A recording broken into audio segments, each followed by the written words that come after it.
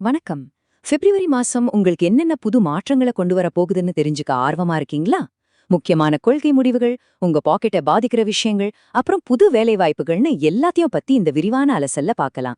வாங்க உள்ள போலாம். முதல்ல இந்த மாசத்தோட ஒரு மிகப்பெரிய கொள்கை மாற்றம் பத்தின கேள்வியோட ஆரம்பிக்கலாம். நீங்க உங்க ரேஷன் கார்டு மூலியமா பலன்களை வாங்குற விதமே மாறப்போகுதுன்னா நம்புவீங்களா? ஆமாம், ஒரு புரட்சிகரமான மாற்றம் வர இருக்கு. இது நம்ம எல்லாரையும் யோசிக்க வைக்கிற ஒரு விஷயம். சரி, பிரதான் மந்திரி கரீப் கல்யாண் அன்ன யோஜனா திட்டத்துல வரப்போற மாற்றங்களை கொஞ்சம் ஆழமா பார்க்கலாம். இது ஏதோ ஒரு சின்ன திட்டம் இல்ல. நம்ம நாடு முழுக்க சுமார் 80 கோடி மக்களோட வாழ்க்கைய நேரடியா பாதிக்கிற ஒரு மிக பெரிய திட்டம். இதுல இருக்கிற சில குளறுபடிகளை சரிசெய்யத்தான் இந்த மாற்றத்தை கொண்டு வரதா அரசாங்கம் சொல்லுது. இப்போ நாம என்ன பண்றோம்? நேரா ரேஷன் கடைக்கு போறோம், பொருளை வாங்குறோம் இல்லையா? ஆனா இந்த முன்மொழியப்பட்ட புது சிஸ்டம்ல கதை அப்படியே மாறுது. நேரடியா பொருள் வாங்குறதுக்கு பதிலா உங்க மொபைல் போனுக்கே டிஜிட்டல் வவுச்சர்ஸ், அதாவது ருபி டோக்கன் அனுப்பிடுவாங்க. இது உண்மையிலேயே ஒரு பெரிய டிஜிட்டல் மாற்றம். சரி, இந்த புது ரூபி சிஸ்டம் எப்படி வேலை செய்யுதுன்னு கேக்குறீங்களா? ரொம்ப சிம்பிள். ஒவ்வொரு மாசமும் உங்க மொபைலுக்கு ஒரு டிஜிட்டல் வவுச்சர் வந்துடும்.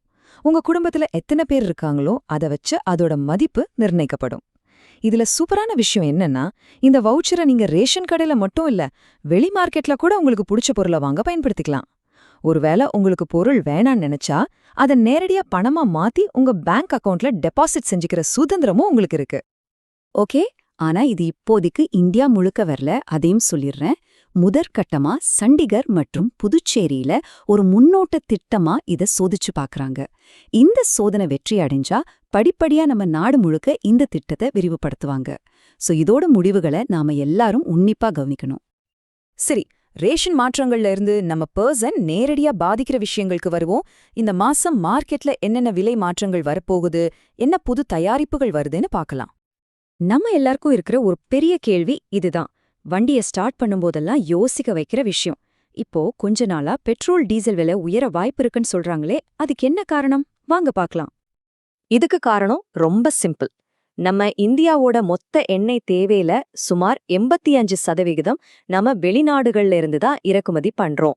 வெறும் 15% தான் நம்ம உள்நாட்டு உற்பத்தி. இதனால சர்வதேச அளவுல ஏற்படுற சின்ன சின்ன அழுத்தங்கள் கூட நம்ம இறக்குமதிய பாதிச்சு நேரடியா இங்க பெட்ரோல் டீசல் விலைய ஏத்திடுது. தங்க வாங்க பிளான்ல இருக்கீங்களா? அப்போ இது கொஞ்சம் கேளுங்க. போன சில நாட்களா தங்கத்தோட விலை கொஞ்சம் குறைஞ்சிருந்தாலும் அடுத்த 10-20 நாள்ல விலை மறுபடியும் கணிசமா உயர வாய்ப்பு இருக்குன்னு நிபுணர்கள் சொல்றாங்க.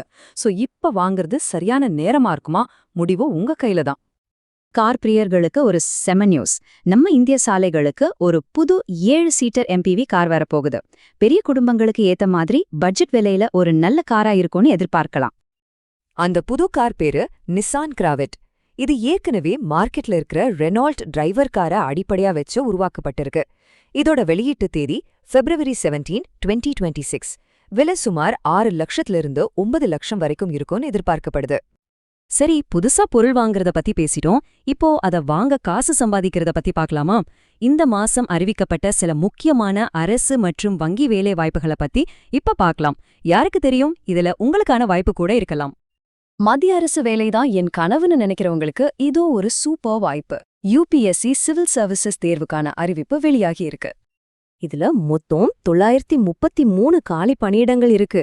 ஆரம்ப சம்பளமே சுமார் 56,100 ரூபாய். ஏதாச்சும் ஒரு டிகிரி முடிச்சிருந்தா போதும். 21 வயசுல இருந்து 32 வயசுக்குள்ள இருக்கிறவங்க விண்ணப்பிக்கலாம். கடைசி தேதி February 24, 2021. இத மறக்காதீங்க. அடுத்து நம்ம தமிழ்நாட்டுல ஒரு வேலைவாய்ப்பு. தமிழக அரசோட ஆவின் நிறுவனத்துல குறிப்பா திருச்சிராப்பள்ளி மாவட்டத்தை சார்ந்தவங்களுக்கு ஒரு வேலைவாய்ப்பு அறிவிச்சிருக்காங்க. இது கால்நடை மருத்துவ சேவைகளுக்கு ஆதரவு கொடுக்கற மாதிரியான பணி. இதுல என்ன ஒரு ஸ்பெஷல்னா, பெருசா எக்ஸாம் எல்லாம் எதுவும் கிடையாது. February 13 நடக்கிற நேரடி நேர்காணல் மூலமாவே ஆட்களை தேர்வு செய்ய போறாங்க. இது உண்மையிலே ஒரு எளிமையான வழி. கடைசியா பேங்க்ல வேலை செஞ்ச அனுபவம் உள்ளவங்களுக்கு ஒரு ஸ்பெஷல் வாய்ப்பு. ஸ்டேட் பேங்க் ஆஃப் இந்தியாவுல ஓய்வு பெற்ற வங்கி அதிகாரிகளுக்காகவே பிரத்யேகமா சில வேலை வாய்ப்புகளை அறிவிச்சிருக்காங்க. இதுல மொத்தம் 257 காலி பணியிடங்கள் இருக்கு. மாச சம்பளம் 50,000 ரூபாய் வரைக்கும் கிடைக்கும். ரிட்டையர்மெண்ட்டுக்கு அப்புறமும் ஆக்டிவா இருக்கணும்னு நினைக்கிற வங்கி அதிகாரிகளுக்கு இது ஒரு அருமையான வாய்ப்பு. அப்ளை பண்றதுக்கான கடைசி தேதி February 26. ஓகே, இப்போ கடைசியா சில முக்கியமான உள்ளூர் செய்திகளை ஒரு ரேபிட் ஃபயர் ரவுண்ட் மாதிரி வேக வேகமா பாத்துரலாம் வாங்க. முதல்ல புதுச்சேரியிலேருந்து ஒரு நல்ல செய்தி. வறுமை கோட்டுக்கு கீழே இருக்கிற குடும்ப தலைவிகளுக்கான மாதாந்திர உதவித்தொகை 1000லிருந்து 2500 ரூபாயா உயர்த்திருக்காங்க. அடுத்து வானிலை.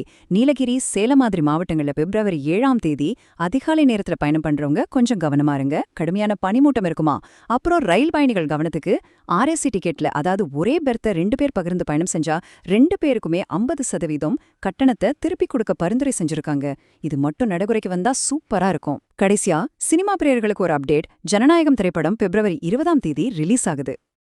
இப்போ நாம டிஜிட்டல் ரேஷன் முறை, விலைவாசி மாற்றம், புது வேலை வாய்ப்புன்னு நிறைய விஷயங்களை பார்த்தோம்.